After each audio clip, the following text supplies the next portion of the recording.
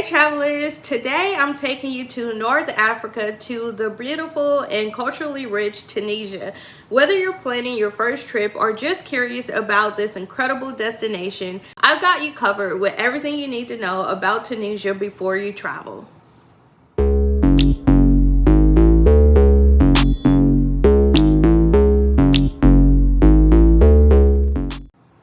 Hey guys, welcome back to my channel. I am Ebony Yvonne. Welcome to Ebony Meets World. This is my official travel channel, and if you watched my last video, you will know that I recently went to Tunis, Tunisia, and I posted my vlog of my experience there, the things that I did, the different cultural experiences that I had.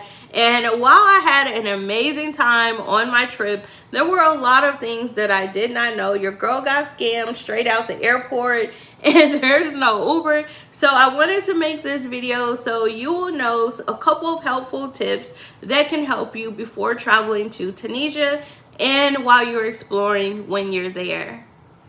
So let's go ahead and jump right in with the first thing that I want to say is number one, there is no Uber. So if you want to travel, you want to pre-arrange your transportation to your hotel, to your Airbnb before you go through one of the travel companies that are available. But even though there is not a Uber, there is a Uber-like app that is called Glovo. So you're going to want to make sure that you download Glovo before you get to Tunisia so that you can actually book transportation from the airport to your lodging or wherever your destination is.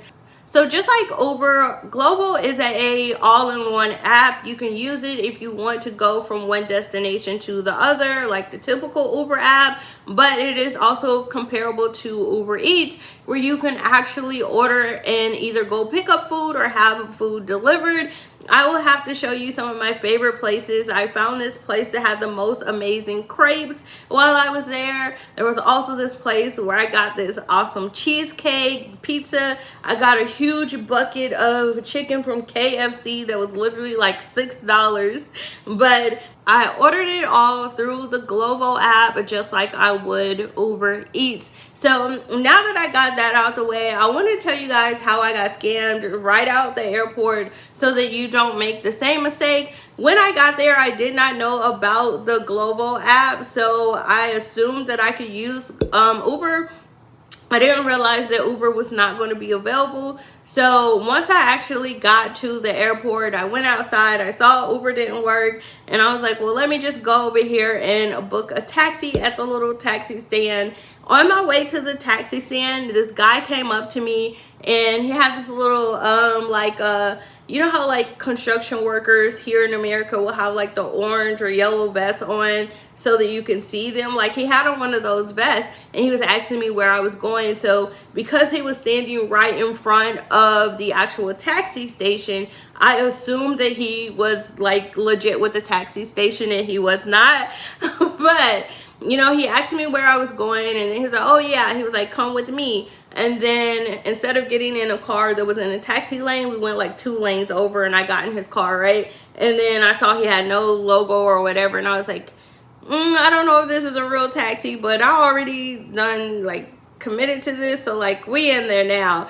And he actually was not a taxi. He charged me, I want to say like 60 dinar to take me to my Airbnb, which if I would have took a taxi, it probably would have been more like maybe 20 dinars. I paid like 3 times more.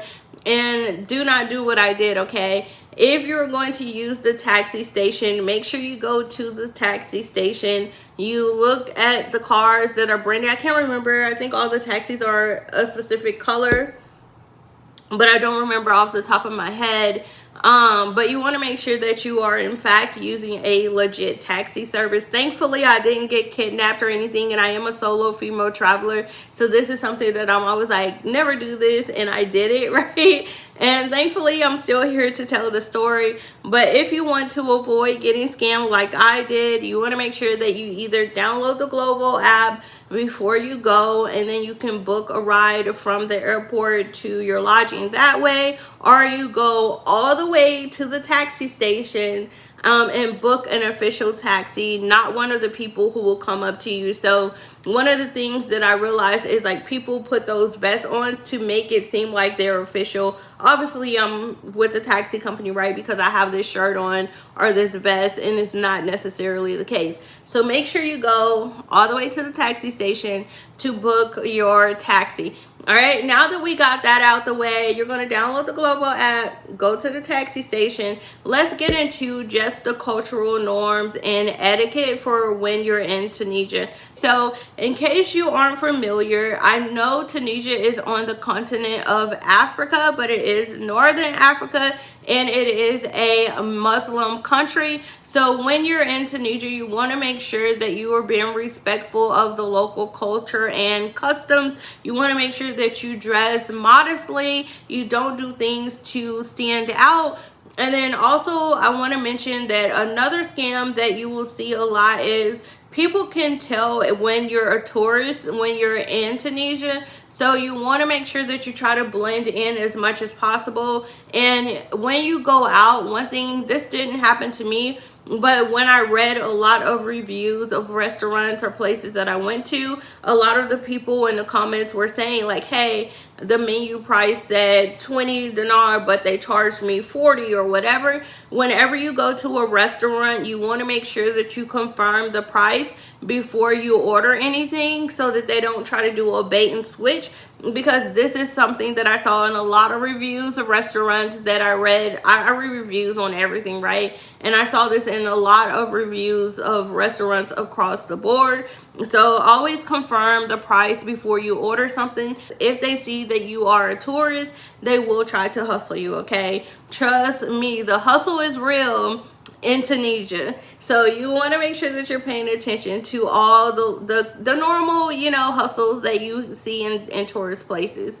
In addition to that, let's talk about the language and communication, because this is something that was very surprising to me. I actually ended up going to Tunisia from Athens. I have been in Portugal before that. I went to Sicily. I went to Malta, and then I came to Tunisia, right? And when I got there, I was like, wait a minute, I feel like I am still in Greece or like France or somewhere, just because of the heavy French influence that you have in Tunisia, which is something that was very surprising to me. But even though Tunisia is a predominantly Muslim country, they do speak Arabic there, but you will find that most of the locals also speak French, and then some people will speak English, but in most cases people speak both Arabic and French, and then you have some people who speak English as well. But one thing I will say is when I go to a lot of other countries, like, you know, a lot of younger people especially speak English. I found a lot of people didn't necessarily speak English, definitely not fluent English, and so I had to rely a lot on Google Translate or just other people to kind of help me communicate. But if you do speak French, French is a language that is spoken there. You will oftentimes, if you go in a restaurant, you will see that there is menus in both Arabic as well as French. Even in the Glovo app, you will notice that it's Arabic as well as French. Okay, so that's just something to keep in mind. And if you do speak French, you're going to be okay there, okay? You could get some mercies and all of that when you're out and about, and people will be able to communicate fluently. Okay, so now let's talk currency and money tips. Oh, I think I actually have some dinar somewhere. Let me go see. So, yes, so one of the things that I do when I travel is, when I was in my younger days, my 20s and stuff, right, I would like collect shot glasses from everywhere that I went. And then as I got older, I was like, baby, we are out of the shot glass stage. And I literally just started keeping money from different destinations. Now, I didn't mean to keep all of this dinar from Tunisia, but I ended up getting this because I took a red-eye flight that left at like 2 o'clock in the morning. And I said, you know what, number one, you can't exchange currency. You have to do it at certain approved locations, like there are a lot of illegal places to exchange currency in Tunisia, but there is actually like approved locations where they can do currency exchanges. It isn't as freely as it is in some other countries. So I still have this dinar, and it looks like this, right? So you guys can see what it looks like. But I had this and I was like, well, I'm just going to, the exchange place was like way on the other side of town. I was like, I don't want to go all the way over there. I'll just exchange it at the airport when I leave. And then I ended up taking a red eye. So my flight left at like 2 o'clock in the morning. And so of course, when I got to the airport, I was thinking that the exchange was open as long as the airport was open, and it was not. It was already closed. I think it closed at 11 p.m. if I remember correctly. So I wasn't able to exchange it, but I'm like, that's fine. I mean, this really probably isn't but like maybe $20-$30 in US dollars, right? It's not that much. But now it's going to go into my souvenir bucket. When I like to keep currency from different countries as souvenirs now. So that's going to go into my souvenirs. But you do want to be mindful. If you come into the airport, I would use the ATM in the airport, use the exchange at the airport in order to convert money from whatever currency, if it's US dollars, euros, to the dinar. And then something else to be mindful of is you definitely want to have cash. So ATMs are not as readily available in some of the more touristy areas. You'll see a lot of ATMs, but the further out you go, the less ATMs you're going to see, and the less you will actually have businesses, restaurants that have card readers and take credit cards, debit cards. So you definitely want to make sure that you have cash. Honestly, my entire time that I was there, I want to say I went to maybe 2 or 3 places that took credit cards, but I would say 90% of the places that I went to was on a cash only basis. Now, there's a lot of politics to why that is, but I ain't getting into all that in this video, okay? But you definitely want to make sure that you have cash on hand. And whenever, if you need cash, when you see an ATM, you definitely want to use it, because you might not have access to another one the further out of the city that you go.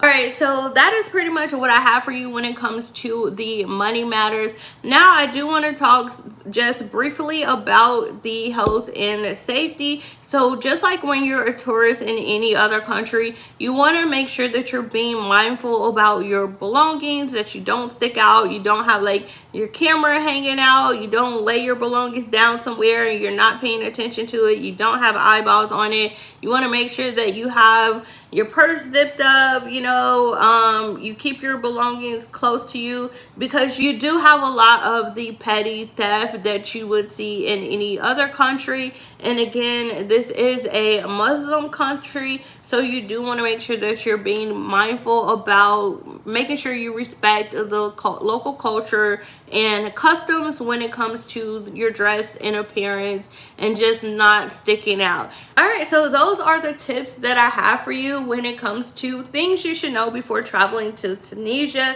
Make sure you give this video a like if you enjoyed these tips and found them valuable. If you want to get more tips for other countries and destinations around the world, make sure you subscribe to my channel and turn on notifications so you'll be the first one to get notified anytime I upload another video just like this.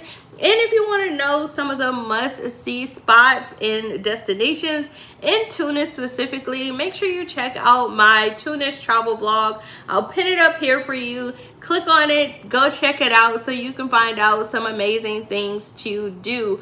As always, thanks so much for stopping by my internet home. Make sure you like, comment, and subscribe, and I will see you in the next video. Bye, y'all.